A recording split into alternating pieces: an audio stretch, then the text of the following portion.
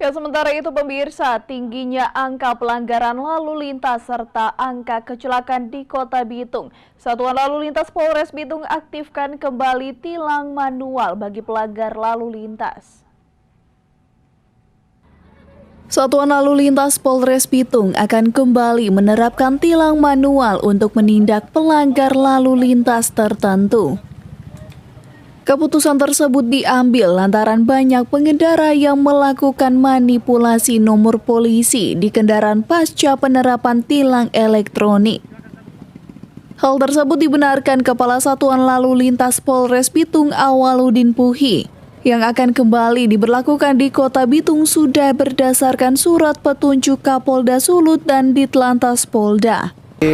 Kami dari Satuan Lalu Lintas Polres Bitung saat ini menginformasikan kepada seluruh masyarakat, khususnya yang berada di Kota Bitung, terkait dengan diaktifkan kembali tilang manual yang sebelumnya sempat tidak dilaksanakan. Ini bertujuan untuk meminimalisir angka pelanggaran lalu lintas dan juga fatalitas kecelakaan.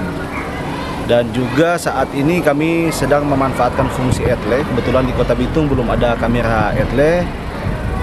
Untuk upaya penindakan kami berupa penindakan secara hunting atau patroli, sertakan dengan teguran serta penindakan manual.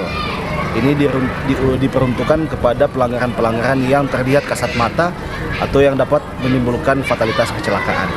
Penerapan tilang manual hanya diberlakukan pada jenis pelanggaran-pelanggaran tertentu saja, terlebih bagi kendaraan dengan knalpot bising.